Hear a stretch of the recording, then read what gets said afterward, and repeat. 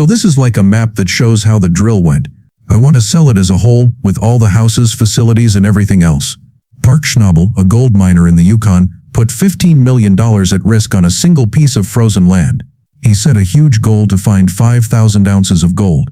His whole season was on the verge of disaster because he kept failing. Then his team found something truly shocking and amazing, but fate had a terrible surprise in store for them that would turn their victory into heartbreak. A dream that cost a lot of money. A famous hockey player came up with the idea for this whole journey. The quote, "You miss 100% of the shots you don't take," was always important to Parker Schnabel. The most important shot of his career was made because of this simple thought. That's the reason he paid $15 million for the rights to mine Dominion Creek. Talk had been going around for years that this land held a huge treasure, mine claims, tools, and a camp. He wants $15 million. We can't pay for it. No, we can't do it because we don't have the money. Some people thought that there might be over $160 million worth of gold hidden there. But something very bad was going on. The shiny gold was buried very deeply, about 40 feet below the surface. It was hidden by a thick layer of frozen dirt that was almost as hard as a rock. It's easy to set a big goal like finding 5,000 ounces of gold. It can be hard to find it, especially when it seems like everything is going wrong. Every day they dug, the Dominion Creek mine felt like bad things were going to happen. Gold Run, a creek with a lot of gold. I think it went into Dominion somewhere in this area right here. I believe there will be a lot of gold in the waste. Not having to strip is great if there is one. Now that they're no longer frozen, we need to get some money. The loud noise of the big yellow bulldozers and excavators was often broken up by the awful sound of metal screeching and snapping. Almost every day a machine would break down. The teeth on an excavator's bucket would break off one day. One day a hydraulic hose would break, which would spray hot sticky oil all over the place and stop the machine in its tracks. It may sound easy, but trust me, it's a huge job just to keep these huge tools running in the cold, wet, and muddy Klondike. The whole process had to stop every time a machine broke down. It was impossible to find gold when the tools weren't running because the crew couldn't wash away the dirt. That meant they lost a lot of money every second of every day. A lot of cash before we can get any gold out of here. Yes, sir. I have no idea how much stress he's feeling. You know, one day we had all that cash in the bank and the next day we had a big old bill that would take a long time to pay off with gold. An important question that comes up is how the crew could handle all that stress and fear. They had to fix all of the problems as quickly as possible because the clock was always going off and winter was coming up. Like a roller coaster, the crew's mood went up and down. They might have a great cleanup one week and find a beautiful pile of gold. All of those people would be happy, laughing, and full of hope for the future. But the following week they might only find a few small flakes. Everyone was worried and quiet during those hard days, and they wondered if they were even digging in the right place. This fight between hope and worry all the time is what it's really like to be a gold miner. It was a huge test to see if Parker's big expensive dream would come true and make him rich, or if it would fail and cost him $15 million. He knew that he couldn't just tell his crew to work faster to beat a problem as big and hard as Dominion Creek. He had to do things smarter. He had to get a new, better tool. People on the team called his old wash plant Big Red. It had been useful for many years. This is not good. Ficken Halba, what the real Big Red got is a side tension bar lying around. In a way, a wash plant is like a big dirt washer. Large metal building that uses water and moving screens to get rid of all the mud, sand, and rocks, leaving behind only the small, heavy, and shiny gold pieces. Palmer knew that Big Red wasn't big enough or fast enough for the huge job at Dominion Creek, even though it was a good machine. It was time for something much bigger. He set out on a long quest to find the right machine after this. He went all the way across the world to a place called New Zealand in search of new ideas. This part isn't talked about very often. He went there to learn about new tools and see how other people dug for gold. He talked to trained miners who had been doing this their whole lives and saw some really cool gear. He saw one machine that was really cool. The huge machine sat on top of a large pond and sucked up dirt from the bottom. It was called a floating wash plant. The machine was one of the best things anyone had ever seen. It looked like something from a science fiction movie. Now comes the crazy part. Even though this machine that floated was cool, Parker had no business having it. In the Klondike, the land is not a calm pond, it is hilly, rough, and full of rocks. It just wouldn't work there. Parker wasn't sad or ready to give up like some other people might have been. He thought of something even better. People didn't expect Parker to decide he wouldn't buy a machine from anyone else. He was going to make his own. This was the start of a huge project that required 2 years of hard work. He began making plans for his ideal machine, which he chose to call Roxanne. It was important to him that Roxanne was bigger, stronger, and better at catching gold than any other machine he had ever used. Okay. We got our brand new wash plate and are going to the cut. Thanks for finishing this. It's set up well. I like the plant. I know there will be some bugs to fix, but I like it so far. It will take some work to get her just right, but it's washing rocks. For months they welded together huge pieces of steel, painted them blue, and put the whole thing together like a huge difficult puzzle. After the first big bet, this one was even bigger. He hoped that this brand new superhero machine would be the secret key that would let him get to all the gold that was hidden at Dominion Creek. What you need to know about Roxanne's first season. The team was all very happy when Roxanne was finished being built and was ready to go. The big blue thing looked like it was ready for its first day of work, and the first time it ran it did really well. It found more than 56 ounces of gold right away. Then the problem began. Just like with the other machines, the machine stopped working because a small wire came loose. Then a big water hose broke and cold water flew everywhere. It taught me the hard way that even a brand new high-priced machine isn't magic. To keep things going, you still need to work hard and have some luck. The team had a big question now. Roxanne, was it the cool machine that would save their season? Or was it just another big issue that cost a lot to fix? It was still the long mining season, and everyone was getting tired from all the hard work.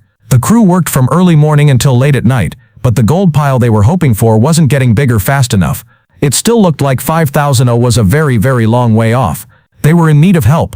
The ground had to show them that all their hard work was worth it. Everything was going badly, and just when it meant most, the ground gave them a wonderful shining surprise. They found something amazing. A small amount of gold, but something much cooler and more rare. A beautiful gold piece weighing 41.8 oz was found by the team. That's not even the craziest thing. This gem was shaped in a very unique way. It didn't look like a round, smooth rock. Dendritic was the shape name for it. It looked like a tiny, perfect tree branch, or a lightning bolt that had been frozen in pure shiny gold. The crew chose right away to call it the electrifying nugget because of its cool shape. So this is where the welcome stranger nugget was discovered. That really was the most important thing in the world. That's why it was so big. Terrible. Holy. That's pretty amazing, huh? Wow. Could you picture getting that? Yes, this area has been hit hard, but Victoria is known for their big gold. People who like rare things would pay a lot more for this gold nugget than for other gold nuggets of the same weight, because of its different shape. This amazing find was like getting a gift from the earth. Everyone was happy and excited again, and they had been waiting for this sign. They found something else just as they thought it was over, and that the electric rock would be the best find of the year. It looked like a big problem at first. A big rock got stuck in the pay dirt, which is the dirt that has all the gold in it. It was so big that it stopped everything and made it impossible for them to work. There was something amazing shining on the big rock when they got a better look at it. It was gold. There were thick lines of gold running through the rock. It wasn't just a rock that was in their way. It looked like a huge gold chest. This is where things get really messy. The crew worked together very carefully to crack the big rock open, being careful not to hurt anything inside. Everyone gasped when it cracked open. There was a single huge piece of pure gold hidden in the middle of the rock. It was a scary thing. It was 100 oz. The whole camp broke out in cheers and joy. Miners lived their whole lives dreaming of finds like this one. It had been a long season, and the big prize was a single piece of gold worth about $200,000. Everything changed after this, at least for a moment. It can be hard to get around in the Klondike. It can teach you a hard lesson 1 minute and then give you a great gift the next. In the end, 707,381 were raised during the season. That's not true. This is great for the next few years. The huge nugget was very special because it was a single beautiful piece, but when they tried to take it out of the rock, the nugget cracked and broke into several big pieces. Everyone went from being happy to a little sad in an instant. It was still 100 ounces of pure gold, so the nugget was still worth a lot of money, but it wasn't a single huge, very rare collector's item. The unique extra value it had was gone. Now is where most people would give up, upset about their bad luck. Of course, Parker and his team knew it was just another hard day at the gold mine. The huge amount of gold in the broken prize still got them a long way toward their goal. What was more important was that it showed they were in the right place. It also made them want to work even harder to find out what other secrets the ground was hiding. There are secrets in every TV show, and Gold Rush has a lot of them. Fans who watch the show all the time have a lot of questions and thoughts for every ounce of gold that is weighed on screen. When the cameras are off, they talk about what might be going on. Fans have these kinds of thoughts. They also talk about the big problems or scandals that the mines have had in real life over the years. The frauds during the gold rush that they tried to hide. A big question that fans always have is about the action on the show. Are the things we see on the show real, or are they just made up to make things more exciting? This idea says that the most exciting parts of the show might be planned to make it feel more like a movie. Fans who think this way have seen that big problems tend to happen when things are getting exciting. Like a very important machine might break down just as a big snowstorm is about to hit. Or, two friends might fight a lot right before they go check out their gold. Is this just bad luck? Get the idea? Or do the people who make the show sometimes make these things happen to keep us interested? Still more crazy ideas are being talked about among fans. We call this idea salting the pan. An old mining trick is to salt a pan. It means to add a little gold to a repair in secret before it is weighed. The idea is that if a crew is having a bad year and not finding any gold, someone from the show might sneak some gold into their pan. This would make sure that the crew's story has a happy finish. This is a crazy thought, and you should know that there is no proof it has ever happened.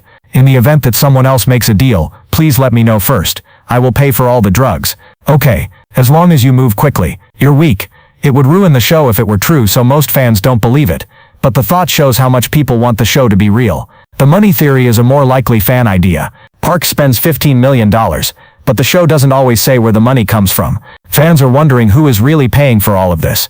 The hidden money idea says that miners get money from people they don't know about. These partners are likely wealthy business people that we never see on camera. The workers are given a lot of money to buy land and tools. People in the hidden groups get a lot of money when the miners find gold. This would help show how the miners can keep taking such big risks every year. Not all of it is just ideas though. Over the years there have been some real problems and issues that have shocked fans of the show. It was the worst episode of the show's history when Hoffman and his crew went to Guyana, a country in South America, down or fresh, and they all have gold on them. Todd, the best pans I've ever had in this country are in this valley. Wonderful. Let's get it ready. Oh no. If the show's first main star, Todd Hoffman, could find a jungle full of gold, that would be huge. But it all went horribly wrong. It was too hot and muddy in the jungle, and the group wasn't ready. Their tools got stuck and they didn't find very much gold. They spent all of their money and only got about 2 oz of gold back. The show told a big story about how sad and hard it was for them. Their journey to South America to find gold took 6 weeks. What if this last try doesn't work? They'll have to go back to the Klondike where the dirt costs $10 a yard. While the show was just beginning, there was another big incident. Teenage Jimmy Dorsey quit the Hoffman crew and afterwards said that the show wasn't really real. He talked about being told what to say and do by the people who made the show, like he was in a movie. Something like this had never been said by someone from the show before, and it made a lot of people wonder what was real and what was just for TV. In the same way, real-life law problems showed how the miners could become divided. Todd Hoffman and Dave Turin got into a big fight years after they used to work together as business partners. They saved their behind for a while. Dave, feel free to run that over there. All right, I'm leaving. Trey, yes, coward. When there were money problems, Turin sued Hoffman and his business. Fans had been watching them work together for years, and this court case made it clear that the stresses of the gold mine business were much worse than what was shown on TV. A lot of people are also upset about the workers' personal lives. When Parker Schnabel's girlfriend Ashley Yulee quit, she had been on the show working with him. This led to a lot of gossip. A nasty story that stuck around for a long time said that she stole gold from him after they broke up, which they both denied. Many people had trouble telling the difference between what happened on the show and their real lives because this story spread so quickly. There are also concerns about the miners' business dealings. Fred and Dustin Hurt, 2 Dakota boys, were dealt a big blow when they learned they did not have the right to mine at their main site, Cahoon Creek. After a fight with the claim owners, they had to leave the site. This suddenly ended a major plot point and left viewers wondering how such a serious mistake could have happened. Problems with people, not gold, are sometimes the most important things. Chris Dumit quit all of a sudden. He had worked for Parker for 10 years and was one of his best friends, but everyone was shocked. He quit Parker's team to work for one of Parker's main rivals, Rick Ness. Fans who watched at home thought it was a big letdown. A lot of people talked about what it means to be a good boss and a true friend. It also showed how the stress of the show can make friends fall apart. The law really got after even Tony Beats, the tough kid known as the Viking. His goal in one show was to do something that would look good on TV. Hope all goes well. We should hope it works. That's it. Did I not tell you to come hell or high water? I like it. Someone on his team poured gasoline into a pond and lit the water on fire. It turned into a huge fireball that looked great on TV, but the government didn't like it. It's against the law to make the water dirty. Tony Beats got in a lot of trouble and had to pay a lot of money in fines because the whole thing was caught on footage. Did someone really salt the pan to save the season after all the crazy fan ideas, broken machines, and big nuggets? Tell us. Sign up now and like this movie.